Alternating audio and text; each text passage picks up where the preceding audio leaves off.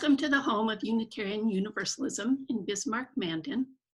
In our Unitarian Universalist community, we celebrate diversity of beliefs, and we are guided by our 7 principles, which you can see on our website. This congregation is a place where we gather to nurture each other, be nurtured on our life journey, and put our beliefs into action through work in our communities and the wider world. My name is Elizabeth Soley. I'm the interim minister here, and I will be the facilitator today. Alicia Fowl will be doing the beautiful music, and Janelle Masters, Kitty Netzer, and Vincent Moniz are our poets in residence this morning. We'd like to extend a special welcome if you are a visitor here this morning and encourage you to stay afterward for our virtual coffee hour. And we are so pleased to see you. Our service order is a little bit unusual this morning as we indulge in beautiful poetry. And a lot of people and a lot of transitions and a lot of people new to Zoom transitions. So, you know, when we take a little time, just use that time to take a deep centering breath. So thank you and welcome. So please join us in a spirit of meditation, reflection, or prayer as we deepen into our service and share our opening words in honor of Mother's Day. For All the Mothers by Linda Susan Ulrich. For all the mothers and mother figures, the grandmothers, aunts, extended family members who mother, the soon-to-be mothers, the wish they were mothers, the never wanted to be mothers, and the it's complicated mothers, the birth mothers, the foster mothers, adoptive mothers, stepmothers, the used-to-be dad mothers, and the more than one mom mothers. The single mothers, separated mothers, stay-at-home mothers, unhoused mothers. The grieving mothers, those who grieve their mothers, and those whose grief is complex. For all the communities that mother, and for all that depend on the great mother, you are held and beloved. So this is the time in our service where we light our chalices. If you have your chalice with you, feel free to turn on your video and share that with us. And you can see that I have the empty chair with me this morning. I hope you can see that. This morning, I would ask you to name who is not in the room with you, but present in your heart. And don't unmute, but say the name out loud at home. All are welcome this morning. So my chalice today is a traveling chalice.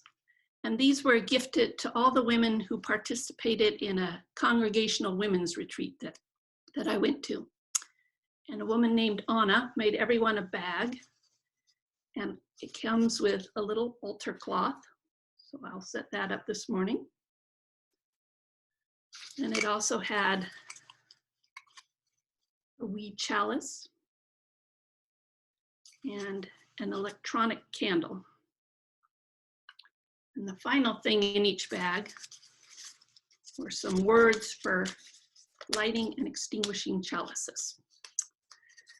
So after some time, the people who got these bags began to share stories about where and how they had used their traveling chalice. And I used mine in Bismarck once when we had to have a virtual service due to a pandemic. It was good to carry the love enclosed in that little bag to the people of Bismarck and Mandan. So let us light our chalices now.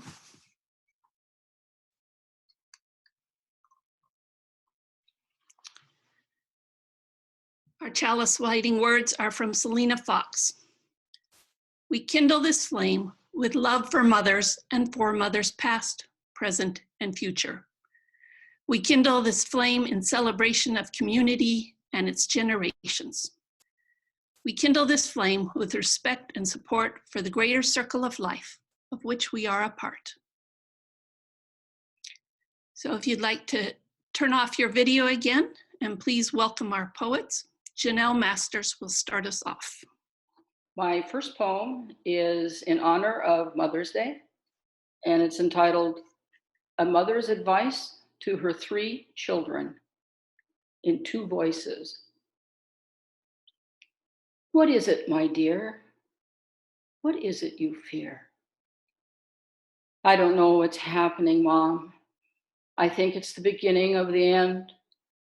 I don't know how you were so calm, or was it just pretend? Well, what is it, my love? What are you thinking of? My joints are breaking. My brain is quaking.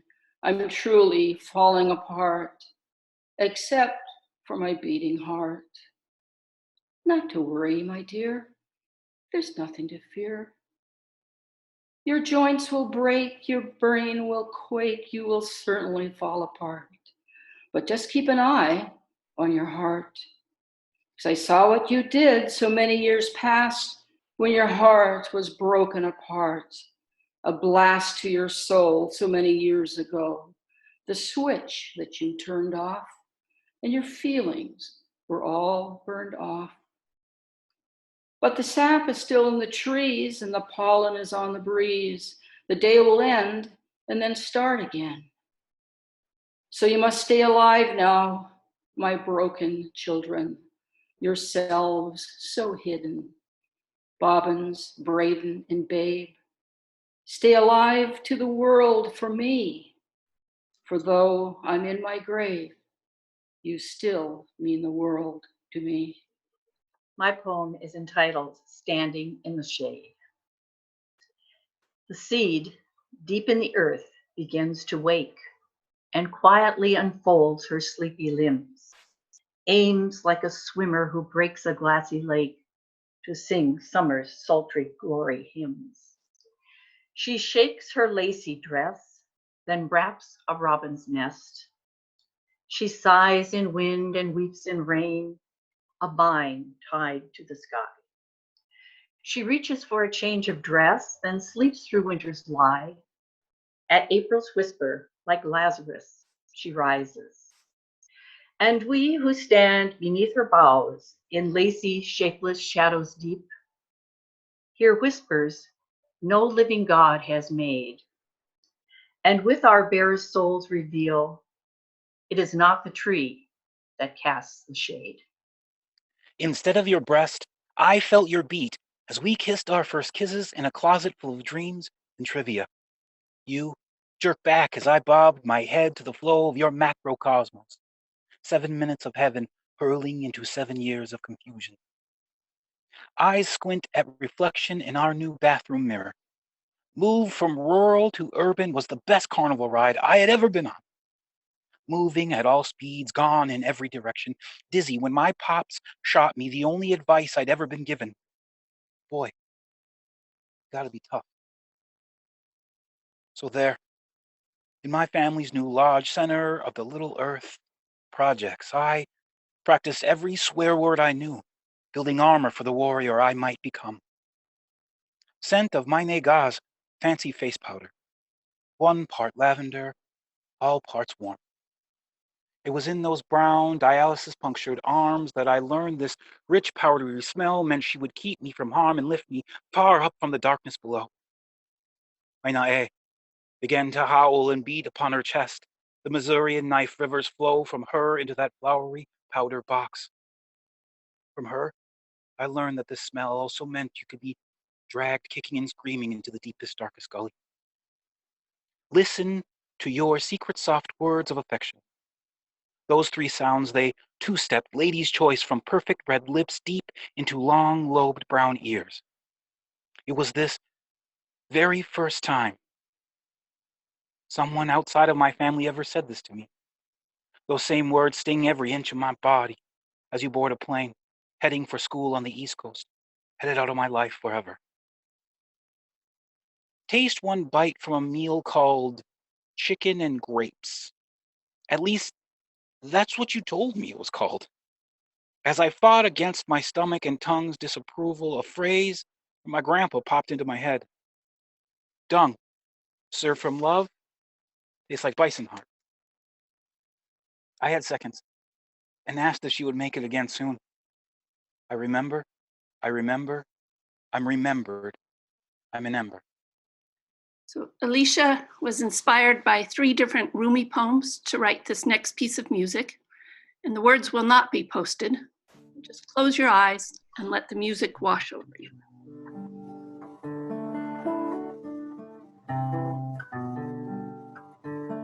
Sometimes you hear a voice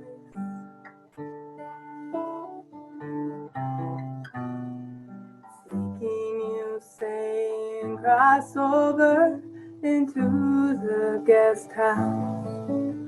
Surrender. The zero circle circles round and round. Surrender.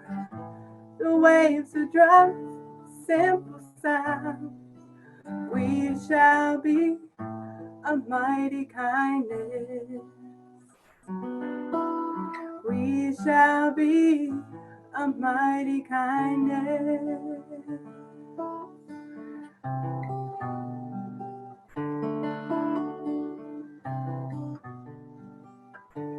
Sometimes too dull to see.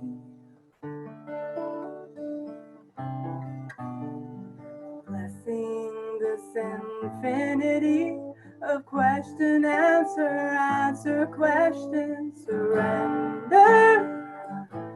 The zero circle circles round and round. Surrender.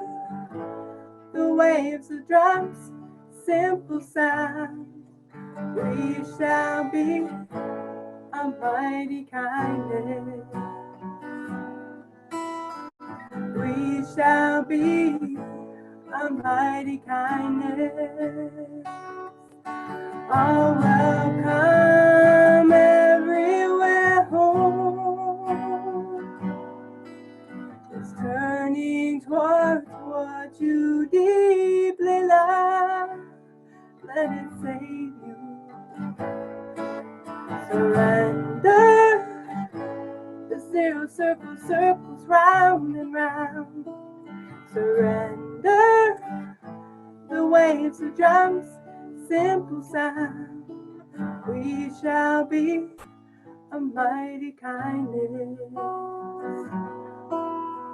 We shall be a mighty kindness.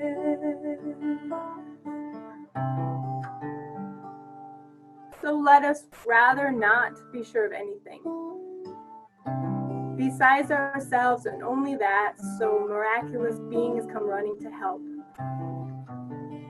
Crazed, lying in a zero circle, mute, we shall be saying finally with tremendous eloquence, lead us. When we have totally surrendered to that beauty, we shall be a mighty kindness.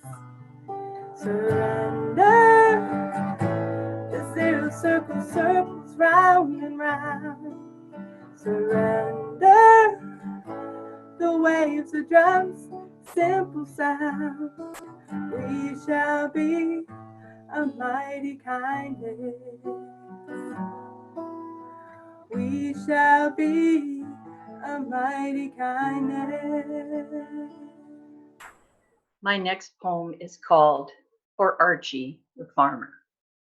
I know it's Mother's Day, and this may seem odd to talk about a father and a farmer on Mother's Day, but Archie was one of those people who treated the earth and all people with the kind tenderness of a mother.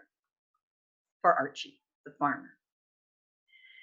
There were times he sat, head in hand, dirt circling his fingernails and lining the creases in his work-roughened hands. The half-eaten plate, the half-empty cup before him. His shoes sagging by the door, laces undone, tongues hanging. The sun, a pink-purple whisper on the western horizon. Seeds rested in the fields while he mended fences and machines and prayed for rain and watched the sky for angry clouds and sniffed the wind as the dry land sifted through his fingers.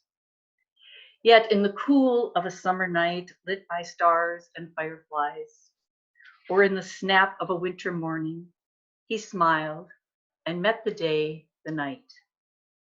He knew the earth and loved it. And I knew when I heard his foot upon the stair, the sun would rise and fill the world with his grace.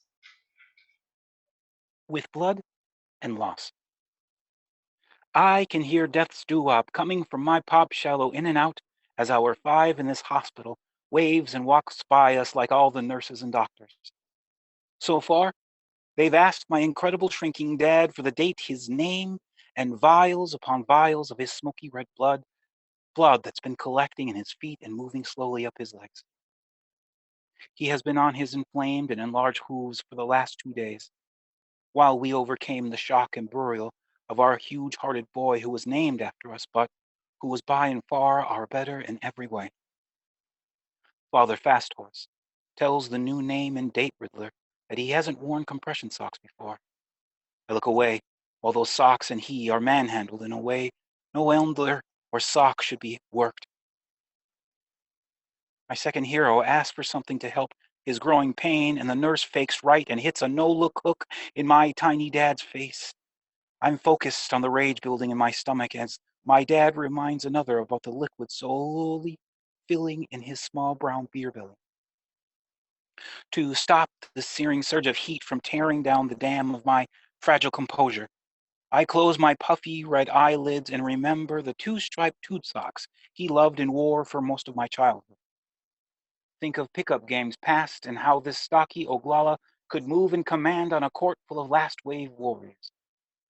He's cussing so fast in Lakota and English. Can't catch any of it. I want to pick up my pocket-sized pop and run. While he's coughing an illness rhythm, I hum an honor song to that wheezy beat he taught me in the 2nd grade. I look away from his saggy-skinned sack who used to race me in an alleyway of our urban lodge and pray the way my ate showed me to pray. Call out to the void that holds me hostage. It's been 6 hours, and all this place of false care has done is remind my father that he is paper thin as the skin on his legs in my invisible patience. Continue to hum a traditional song, like he did, like he used to do for me. Centuries ago, it seems, back when his cape and spandex were speckled with blood and loss. I'm sure many of us have had the occasion to drive around North Dakota and see many of the abandoned farm places. And so I wrote a poem about that. Of course, the inhabitants are long gone in these places, but now there are new inhabitants. So this poem is called Current Inhabitant. A cup of hair-lined grass in a clump of wormwood weeds amid rotten tree stumps meets the prairie sparrow's needs. And on a rusted machine ledge, a phoebe constructs a nest for her harvest of berries and insects. And near a shelter belt grove where moose and raccoons now roam, a patch of asparagus still grows. Decades after the farmer, unafraid, hopes forever perilous, dug them in with a spade. 60 seconds that never was. The sun, setting, shining through the branches of the trees at the end of winter.